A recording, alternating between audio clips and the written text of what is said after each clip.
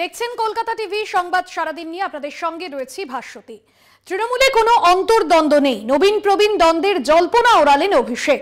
মমতা বন্দ্যোপাধ্যায় সুসংহতভাবে দল চালাচ্ছেন, সর্বশক্তি দিয়ে তার পাশে থাকবেন। নবীন প্রবীণ দ্বন্দ্বের আবহে ডায়মন্ড হারবার মঞ্চ থেকে ঐক্যের বার্তা অভিষেকের। ডায়মন্ড হারবার কেন্দ্রে বিজেপিকেও চ্যালেঞ্জ জানালেন তৃণমূলের সর্বভারতীয় সাধারণ সম্পাদক।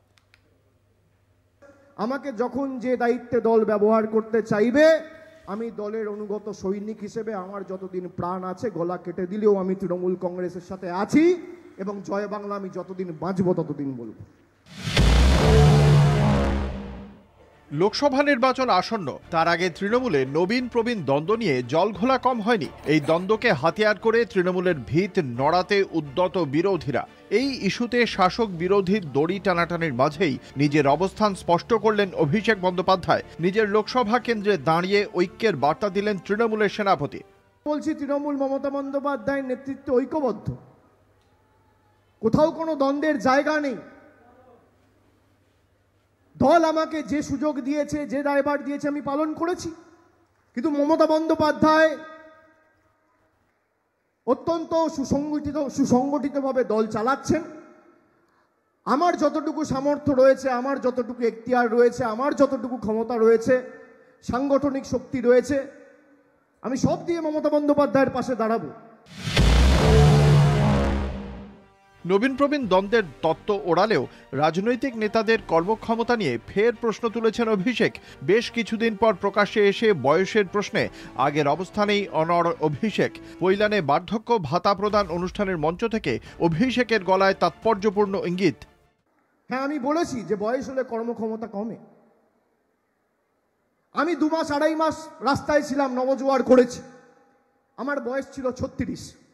আমি পারবো রাস্তায় থাকতে 2.5 মাস আমার 70 বছর বয়স হলে?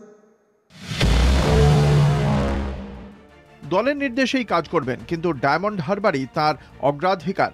রবিবার আবারও অভিষেকের বক্তব্যে স্পষ্ট, ডায়মন্ড হারবার মডেল। তাই রাজ্য সরকারিভাবে বার্ধক্য ভাতা দেওয়ার কাজ শুরু না করলেও নিজের উদ্যোগে ডায়মন্ড হারবারের ৭৬,১২০ জন প্রবীণের হাতে বার্ধক্য ভাতা তুলে দিতে বদ্ধপরিকর অভিষেক। রবিবার মঞ্চ থেকে ১০০ জনের হাতে ১,০০০ টাকার চেক তুলে দেন তৃণমূলের সেকেন্ড ইন কমান্ড। তিনি আশাবাদী রাজ্যও খুব শিগগিরই বার্ধক্য ভাতা চালু করবে। আমি যে কোনো নেতাকর্মীকে বলবো যে ডায়মন্ড হারবারের এই মডেল যদি পারেন অনুসরণ করে দেখান। ৮, ৯, 10-এর মধ্যে ৭৬,১২০ জন লোক সরাসরি আপনাদের ব্যাংক অ্যাকাউন্টে বার্ধক্য ভাতার টাকা পেয়ে যাবেন। শুধু এটা 1 মাস নয়, 2 মাস নয়। আমার বিশ্বাস রাজ্য সরকার এটা অত্যন্ত শীঘ্রই শুরু করবে। পৈলানের মঞ্চ থেকে বিরোধীদের ওপেন চ্যালেঞ্জ অভিষেকের। ডায়মন্ড হারবারে যেই লড়তে আসুক না কেন, শেষ হাসি তিনিই হাসবেন বলে আশাবাদী অভিষেক। আসতে পারে, আমি তো প্রথম দিনই বলেছি, বিজেপির ছোট বড় মাঝারি নেতা যে কেউ, এবং কোনো রকম কোনো অসুবিধা হলে সরাসরি আমাকে জানাবেন। আর বলবেন না নমিনেশন জমা দিতে দিল না, এসব বাহানা যেন শুনতে না পাই। ২১-এর বিধানসভা নির্বাচনের সামনে থেকে লড়াই হোক কিংবা ২৩-এর নবজোয়ার যাত্রা, দল যা নির্দেশ দিয়েছে তা পালন করেছেন অভিষেক। ২৪-এও সেই মন্ত্রকে সামনে রেখেই লড়াইয়ের ময়দানে নামার বার্তা তৃণমূলের সেনাপতির।